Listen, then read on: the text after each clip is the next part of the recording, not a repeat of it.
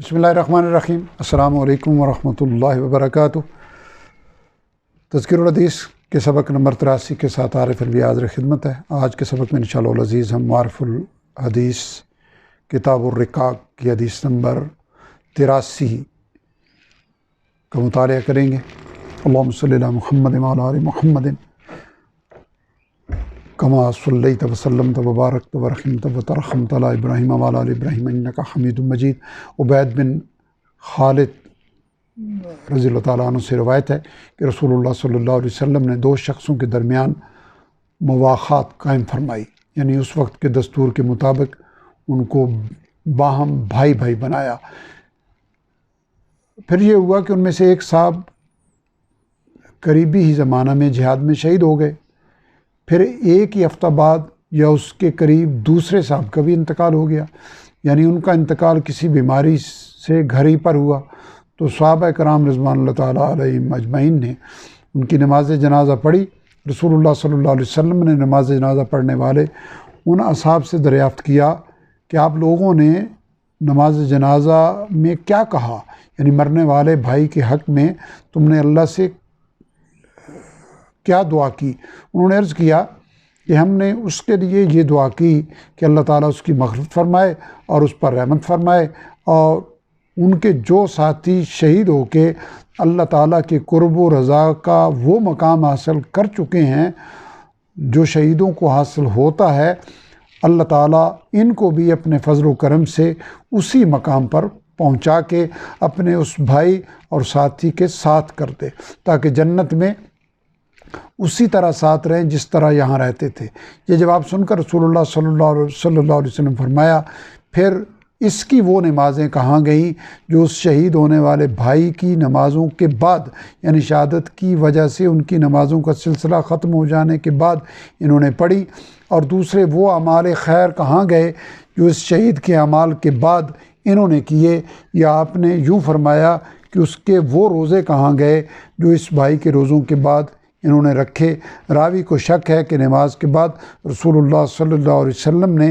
عام اعمال کا ذکر کیا تھا یا روزوں کا ذکر فرمایا تھا۔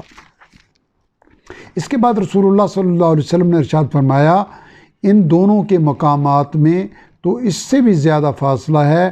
جتنا کہ زمین و آسمان کے درمیان فاصلہ ہے۔ اس حدیث کو معارف الحدیث نے ابو داؤد اور نسائی کے حوالہ سے نقل کیا ہے۔ تشریح فرماتے ہیں، رسول اللہ صلی اللہ علیہ وسلم کے ارشاد کا مطلب یہ تھا کہ تم نے بعد میں مرنے والے اس بھائی کا درجہ پہلے شہید ہونے والے اس بھائی سے کمتر سمجھا، اسی واسطے تم نے اللہ تعالیٰ سے یہ دعا کی کہ اللہ تعالیٰ اپنے فضل و کرم سے اس کو بھی اس شہید بھائی کے ساتھ کر دے۔ حالانکہ بعد میں مرنے والے بھائی نے شہید ہونے والے بھائی کی شہادت کے بعد بھی جو نمازیں پڑھیں اور جو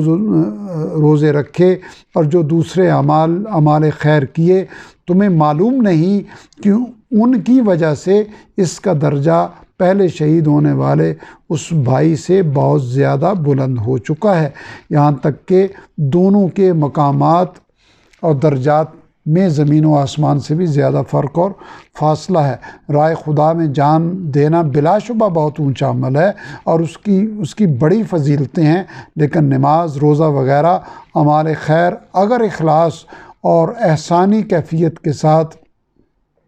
نصیب ہوں تو ان کے ذریعے جو ترقی اور بلندی نصیب ہوتی ہے اس کی بھی کوئی حد نہیں ہے۔ نیز چونکہ بعد میں مرنے والے یہ بھائی بھی رائے خدا کے سپاہی اور جہاد کے لیے ہر وقت کمر بستہ رہنے والوں میں سے تھے، اس لیے بستر پر موت آنے کے باوجود وہ اپنی نیت اور شوق شہادت کی وجہ سے مقام شہادت پر بھی فائز ہوئے، اور بعد کے نماز،